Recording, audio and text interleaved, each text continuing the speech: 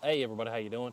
This is about to be a really fun video, and that is because today is our first day at the range with this baby. Never had this to the range, just got this thing in.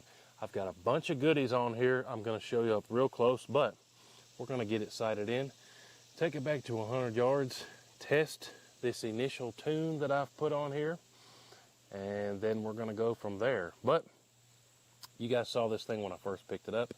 Today is our first step in our journey of testing and tuning this thing until we get to the point where we have, I would call, extreme precision, and we're getting them in the same hole, and then we're going to do some testing with some different loads as well. But this is an FX Impact M3, like I said.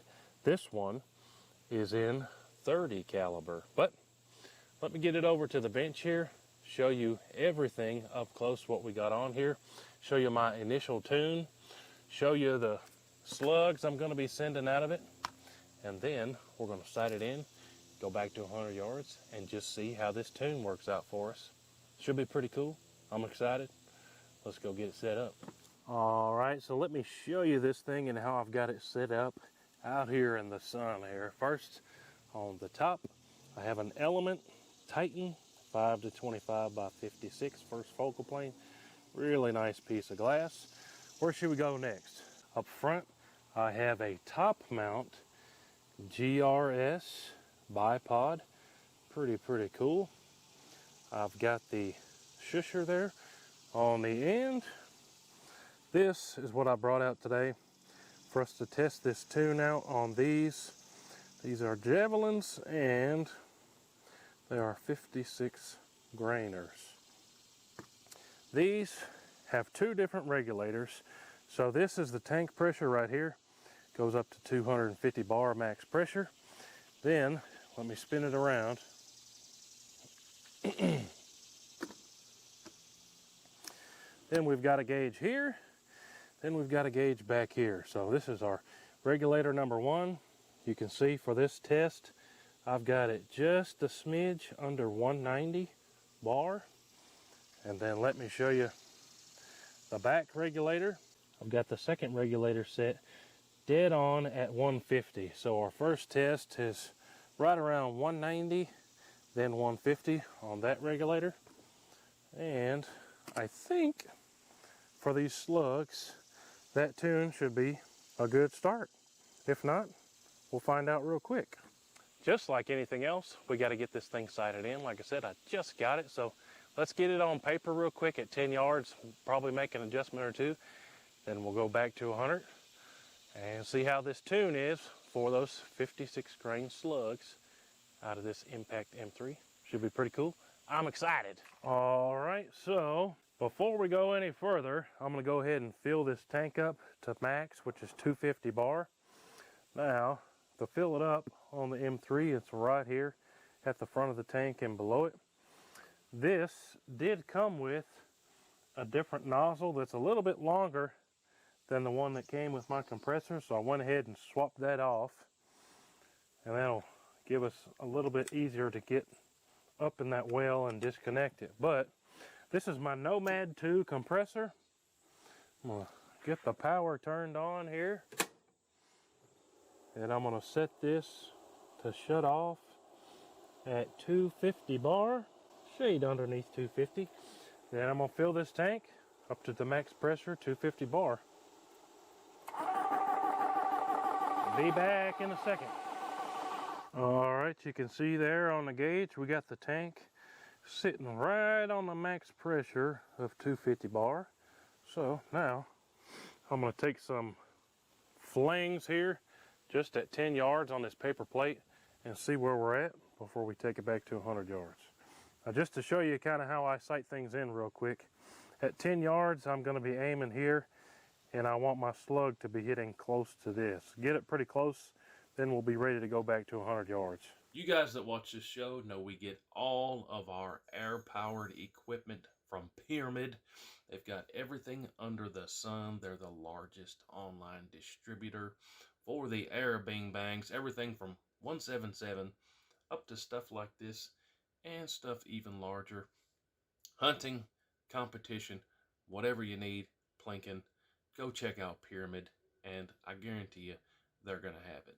All right, now I'm gonna do my best to show you how to load this thing. So first we're gonna twist that black piece to where it fits to come off and let that top cap come. Then I'm gonna go ahead and load up a handful. I'm gonna spin this that away.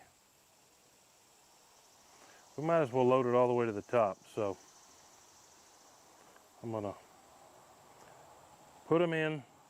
You can see where the front of this is, where the hollow point is, facing down, because this side is the side that faces backwards. And then I'm gonna start loading up that whole wheel.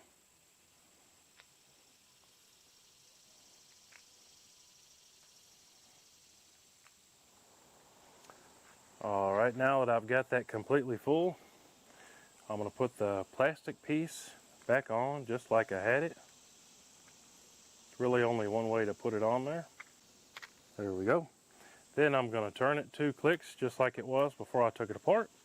And then, this is a bullpup, so back here you'll see the slot. The flat part of this mag needs to go to the top.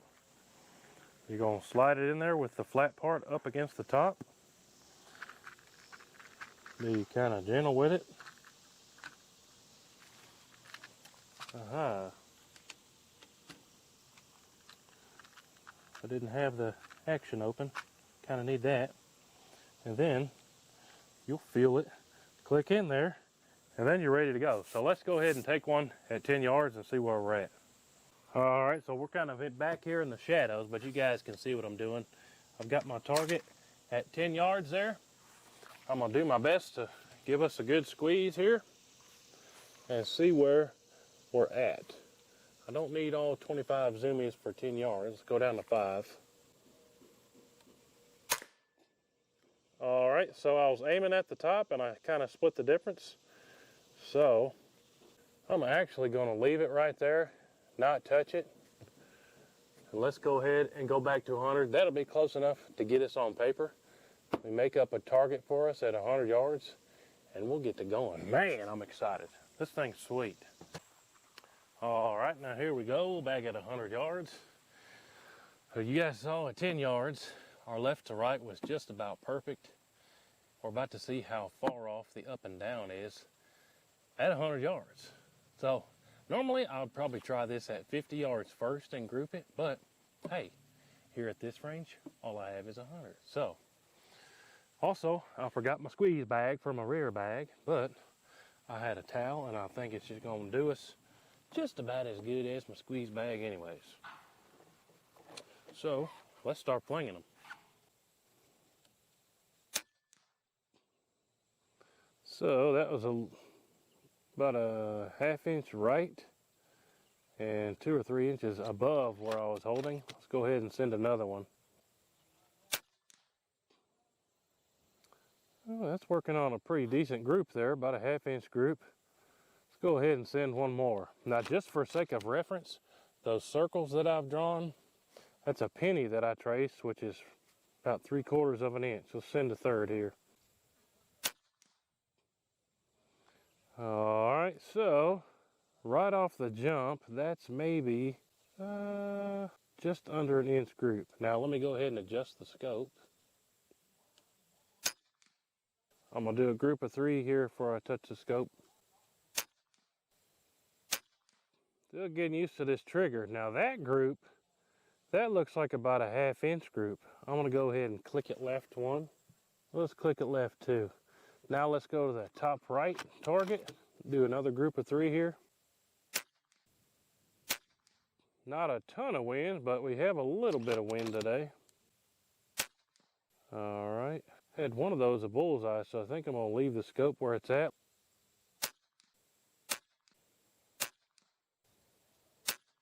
Just putting them in there. This is remember, 100 yards, guys.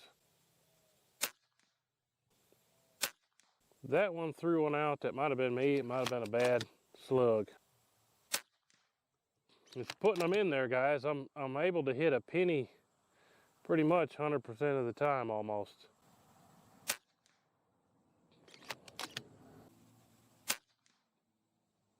That's a penny size group. How we doing on juice? We're still at 200 bar. I gotta be running out of slugs here at this point. Yep, I got 2 left. Let me top this off and we'll do a couple more groups.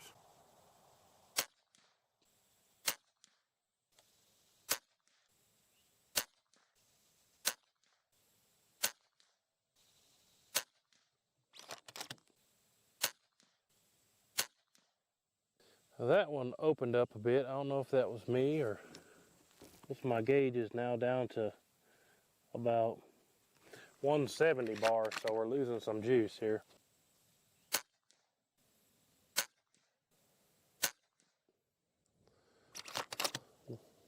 I don't know if it's me or if it's not grouping as good with not a full tank.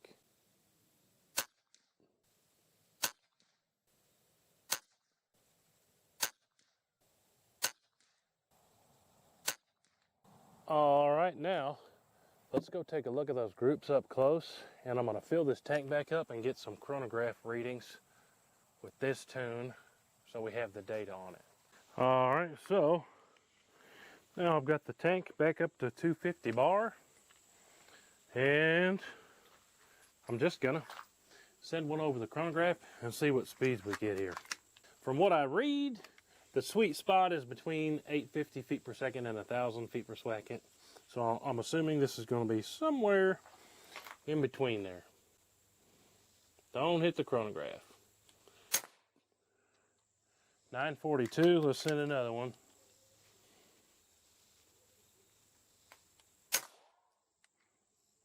Duplicate, 942. Wow. That's precise right there. And a 937. So 3 shots, we had 2 hit the same speed and 1 only 5 feet per second off. That is a sweet machine. Let's go look at those groups real quick, and then I'll measure them with the calipers. All right, so here's our groups. Now remember, this is 100 yards. This is not 50 yards. That was our first group. Then I made an adjustment based off of that group there. That is definitely under 3/4 of an inch group there.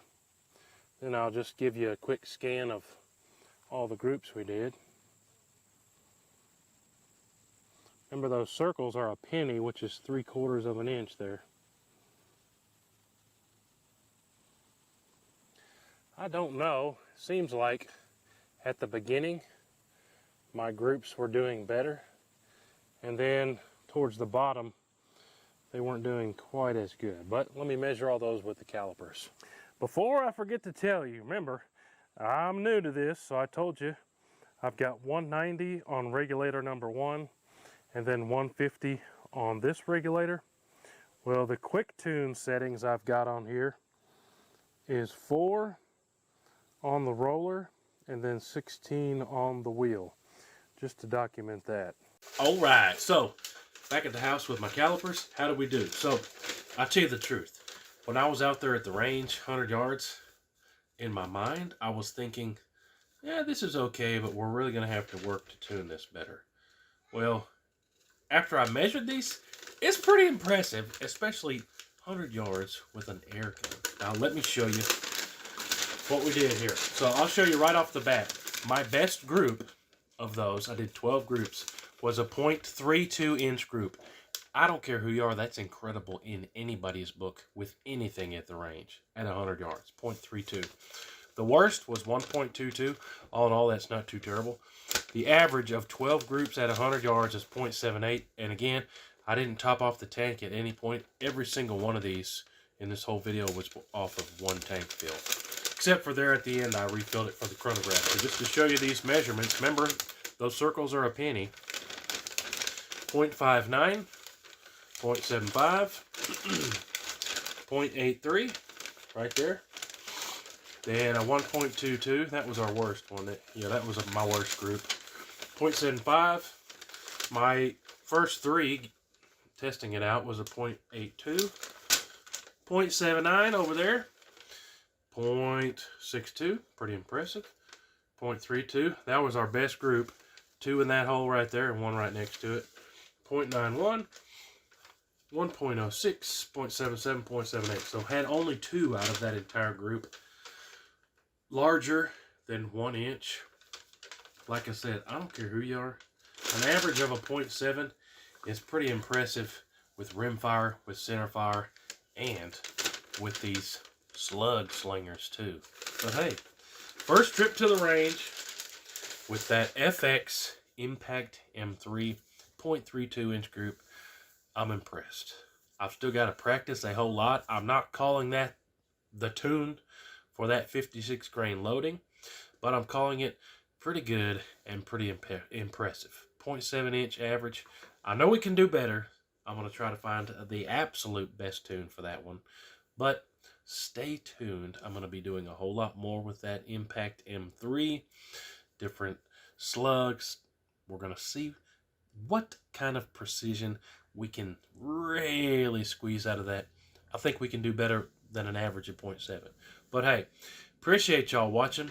Don't forget to go check out Pyramid. Like I said, they've got everything from 177s up to 30 cows like we had today, all the way up to 50 cows. Competition stuff, hunting stuff, and everything in between. Y'all go check out Pyramid. Make sure you're subscribed. Make sure you are following us on the WHOTEEWHO newsletter. Appreciate y'all. We'll see you on the next one. WHOTEEWHO!